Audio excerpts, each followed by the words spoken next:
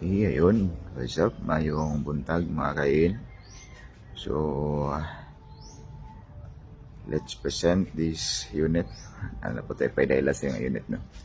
This unit is every wagon. Automatic 4x2. Samurai type. So, as you can see, the color of the unit is color green. So, unit color green, no? So, gwapa kasi unit, no? This unit is bound to Cebu. So, mga Cebuana, makita niyo si In Garage diya sa Cebu. Okay. So, let's go. Atong ipaila yung freebies and inclusion. So, this unit is starting price is 250,000. So, may mga additional si ma'am sa mga accessories. So, like this, as you can see, yes, naka-lead light na siya. Lead light with fan sa likod. Ano siya yung fan sa likod. Yun.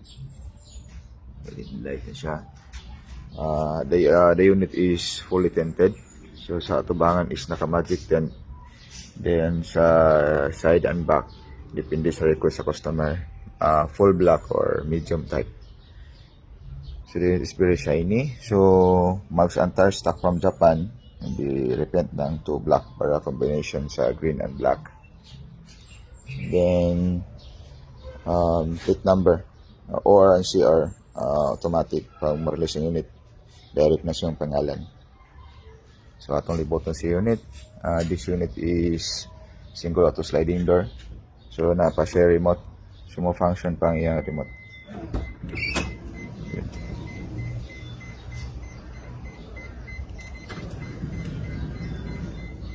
So, dilitan ng unit nung na pagkuha na mo sa supplier is functional lang yung remote. Depende na. Depende kung guba ang module. Depende sa sitwasyon. So, one lang gid siya. Kana butang siya nga surti-surti lang. Ang uban pod, wala po siya remote daan. So, depende na sa pag kuha sa unit. Pero anyways, wala ko depend kung naba siya remote or dili, kaya pwede man sa ma-replace ng universal na remote, but di lang siya ma-function ang yung sliding door. Ang importante is ang engine pagkuha sa supplier. So atong tuyo kong sa unit. The unit is very shiny.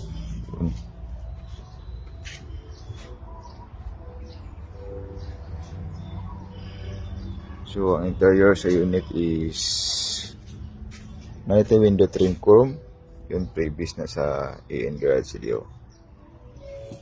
Ano ko mga freebies dari sa In Garage. The interior is color black, all black.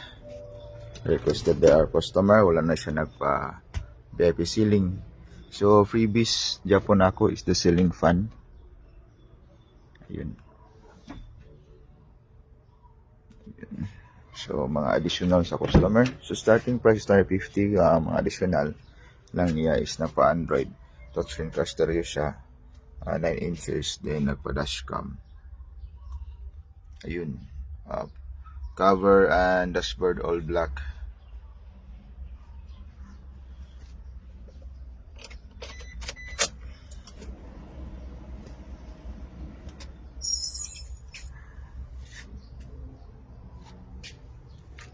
Seat cover black. The interior is very clean, as you can see. Ayun.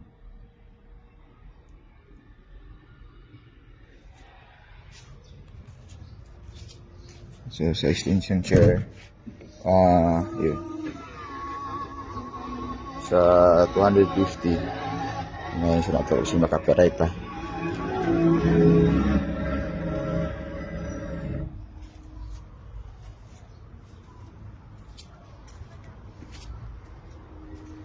Ayun. So, guwapa kasi tanawon, kay green sa gawas tapos black sa sulod. So, basta wagon upat ka box speaker.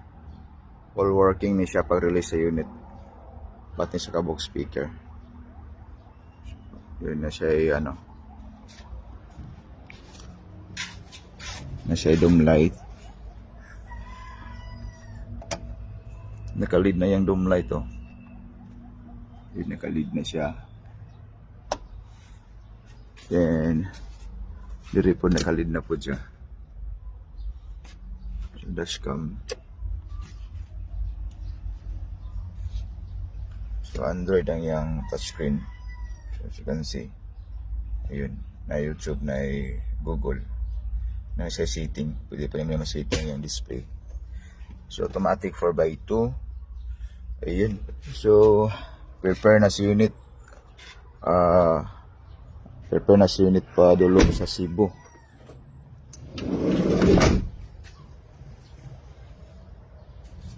So, wala naman siguro tayo malinalimutan. That's for all today.